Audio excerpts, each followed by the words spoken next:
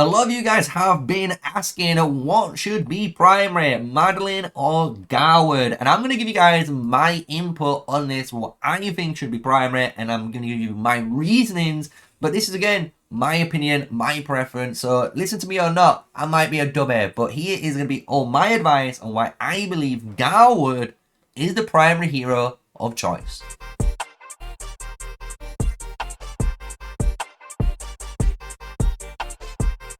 Hello guys, yes, smash a like, comment, and subscribe for more daily videos with me, MrSneakyy, an official Call of Dragons content creator. And we're here again talking about Infantry. We've been playing a lot of Infantry, and a lot of guys ask me, like, how is my Infantry so strong? Why do I run it certain ways? And I thought, why not make a video on it, right? And I can explain it all. So the one question I always get asked and people wonder is, what's better, Madeline primary or the Garwood primary? And I'm going to explain the difference between them first and then explain why I believe Garwood is the better choice. So when you go into Madeline primary, what happens is, as you can imagine, you get this 1200 shield and then the 20% attack bonus, meaning when it goes onto your Garwood's turn, what happens is Garwood has the shield on him, so he gets the full 1200 heal without obviously seeing any of his troops lost. And then obviously you might get a couple of seconds extra of extra damage dealt because you got the 20% physical attack bonus, and then it fizzles out, right? So that's one reason why people like the Garwood in the deputy slot and Madeline in the primary slot, right? And it makes sense, but the problem with this is, especially if you've got an Awakened Madeline, an Awakened Madeline has a damage reduction of 10% for 4 seconds. And the way the game works is, if there is a buff of the exact same, type, it will only keep the strongest buff. So what will happen is, you might have this 10% for 4 seconds. This will trigger for next turn. But then the Garwood buff will come online because it's a 20% buff instead for 4 seconds, and it will override it. So you're technically losing out on this 10% if you obviously have Madeline there, right? And this is kind of one thing that a lot of players don't realize or understand with it, right? So I personally believe, because of that, you might as well just run Garwood primary because it's going to override it anyway. And if you put Garwood primary, you can actually do more tanking. So the way you can do more tanking in this game is obviously by reducing the amount of damage you take. And what you can do, which is very powerful with Garwood, is if you do, or if you have checked out my latest Garwood guide, the build I run is this build, and the reason I run it is because I have Iron Will, and whenever I get a buff effect through my rage skill, so this is technically cool-headed as well, we get cool-headed increase to 4 seconds, but more importantly, our major skill here goes to 5 seconds of reducing all damage taken by 20%. This is key because what this is going to allow me as an infantry player to do is pretty simple.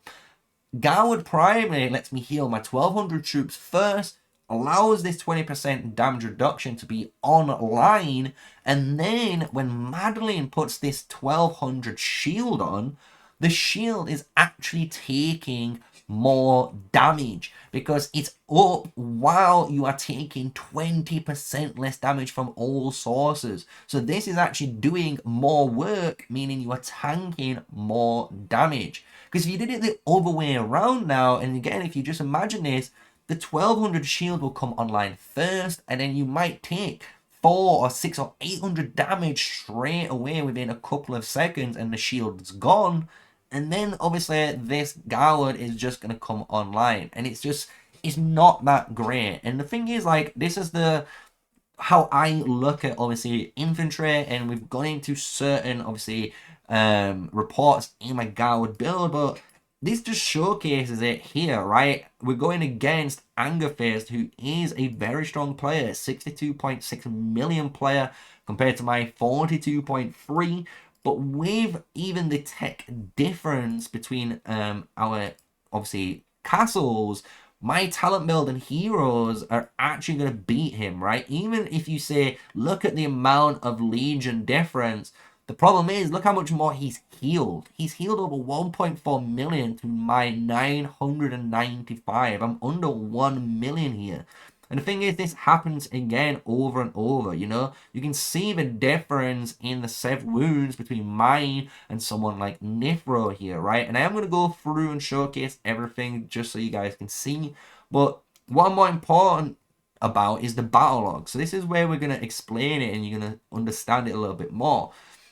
Because now you can see we've got Counter-Strike triggering, tough Counter-Strike triggering, wild Counter-Strike triggering, then revitalized rune and cool headed. See, so now we've got 3 seconds, and then the resistance from our Garwood, which is from revitalizing rune, is now 5 seconds. It's not 4, which is so good, because now, as you can imagine, we go through, we take some damage, we go through, we take some damage, but then our beautiful shield from Madeline comes online, and we start taking less damage, and we absorb it through our shield because of the, you know, the stacking of the damage resistance to our shield. So honestly, guys, I love this. I don't know if you guys knew about this or if you're wondering which is better. Maybe you might still think you have a personal preference, but you can see here just like how strong this is, like how I'm able to just take so little damage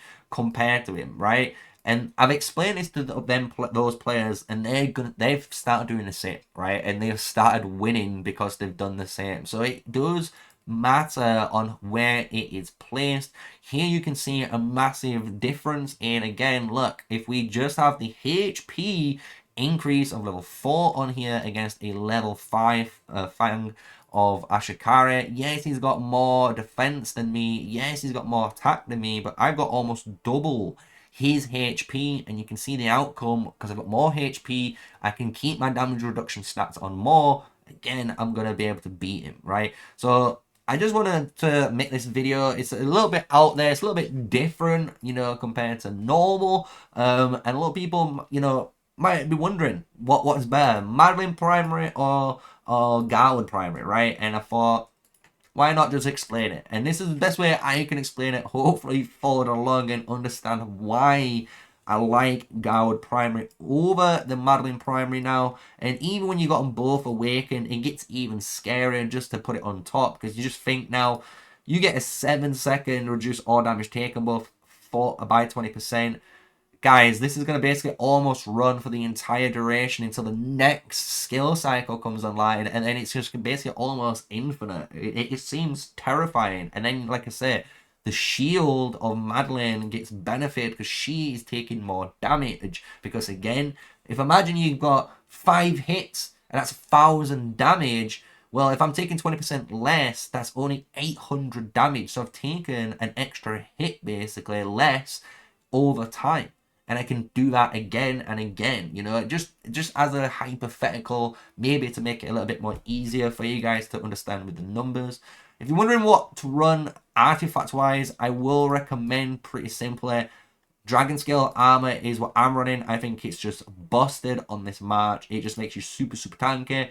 Again, you get that 15% range damage resistance through this. You get Keen and a 3900 shield. So even when, you know, your shield's gone, you can pop this shield on straight after and keep up with the damage taken reduction buff and just laugh at them, right? Honestly, you just laugh at how powerful your damage absorption or damage mitigation is. You can also go a bit aggressive. I'm not gonna lie, if you wanna go a bit aggressive, Greymar Warhammer is what I would recommend on this. It's super, super aggressive instead, because you get the defense, but you don't get the, you know, the active shield. Instead, you're going to get the stun effect, which means you can try and kill down enemies. You could run Fang of Ashikari for the same reasons, but I just notice most of the time people just run out of it, and if the infantry is standing in it, it's most likely because they're T5 and they really don't care about this damage. So that's why I would prefer one of these two, because I think you just help you and your allies with this one. Same with the Greymar's Warhammer. And if you're coming further down, I'm just looking at any of the ones I don't own. We're not happy with any of them, honestly. So those are the two that I would recommend. I hope you've enjoyed this very loose video compared to normal, where we do have a bit more of a scripted idea of what we're you know, the direction of it all. But I hope I've made the point, you know, I hope I've made the point why I run Garwood, Groot Boy, Marvel Wonder from Guardians of the Galaxy, why I run him primary over Madeline in this game, and I hope you guys try it too. And guess what? Put in the comments below if you've tried it, your feedback, and tell me what you think, and we can learn from it, right? So, until the next video, smash a like, hit the comment below, hit the subscribe button, and until then, stay safe, stay sneaky. Peace out.